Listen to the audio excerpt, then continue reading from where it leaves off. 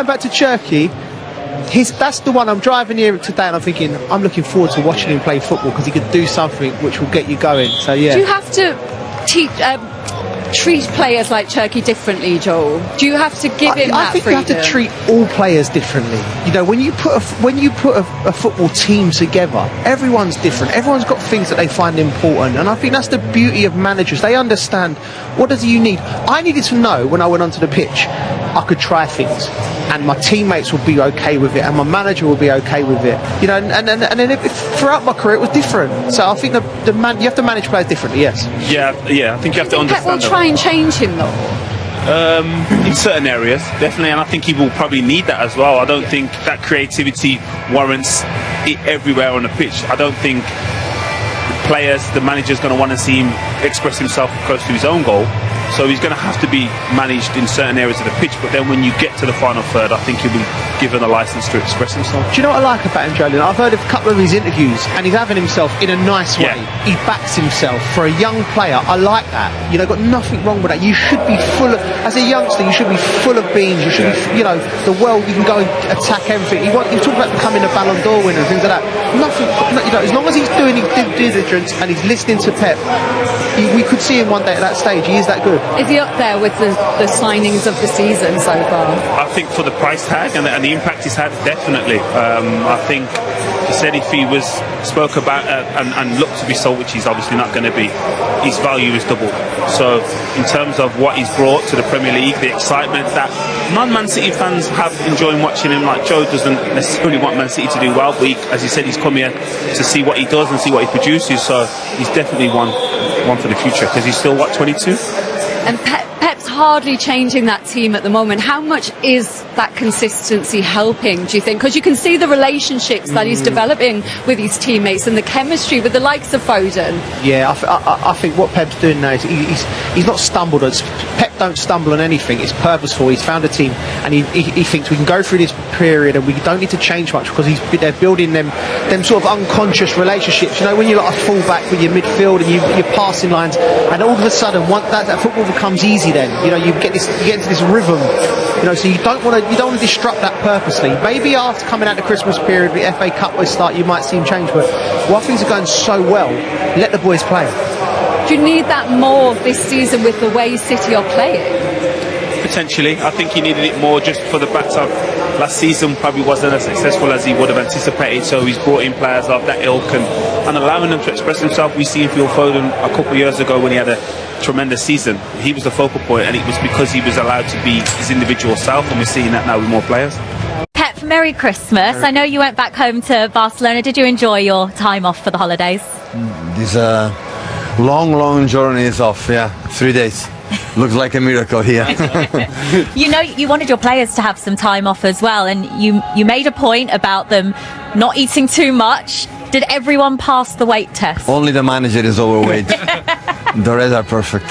That's how it should be. That should be, right. Pep, how big do those 3 points feel? All the kilos I won in a Christmas time and overweight, now today I lose it. Again, I'm fit. What the team created, Sean Dyche again, so that really 3 points. So they're an incredible team, the way they play, but they do it unbelievably. So Igor win all the balls, and they have a top quality players. This team was a Champions League for 1 or 2 games last season, so it's in European competitions. It's a momentum for the results, but it's a fantastic team, a tough place to come. And a winter time, so we talk a lot about these days, last 2 days with the team. So winter time, Nottingham Forest, or you are ready. If you are not there today, you don't win that game. And with the mistakes we have done or anything, but the mentality was unbelievable. So yeah, really pleased again for the guys. What did you change in the second half? Because that first half, Forest looked so tough to break down, but you managed to get 2 goals in the second half. Too much players behind the ball. No, not in the right pockets, in the right when you break inside outside, and have to have the chance to create chances, and that is what happened, and it's slightly different. The first we have too much players behind, that was a problem. You pointed to Pep Linders after both of the goals you scored. Had he pointed something out to you? Is there something specific that you were pointing to him for? He's so good. Pep is so good. He's a top manager. So players like sometimes you think his assistant. No. Maybe I am his assistant. He's a top manager. So we talk in the half time. In the last minutes, you change a little bit the shape to attack a little bit different. And sometimes when you take a decision, it immediately works. You are more exposed to transition. That's why we concede the goal. And but yeah, in general, really pleased. Sum up how you're feeling after what was such a good battle out there. The players were fantastic, I thought.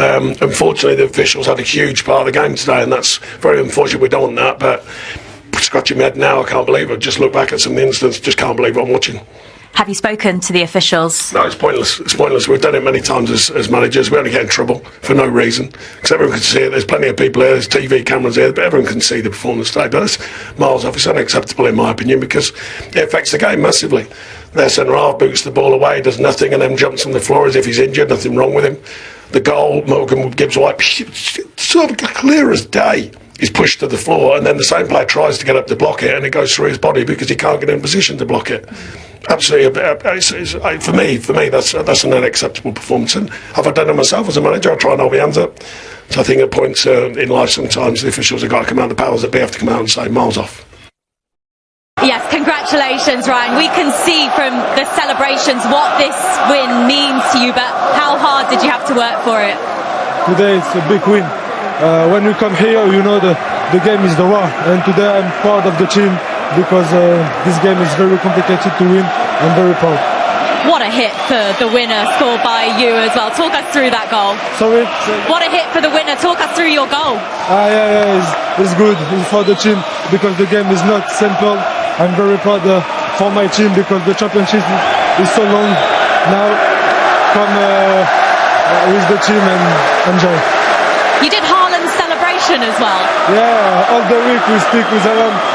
For when you score, you do this celebration. I'm very happy. You've had 4 Premier League starts in a row now. How much has that consistency helped with your rhythm? Sorry.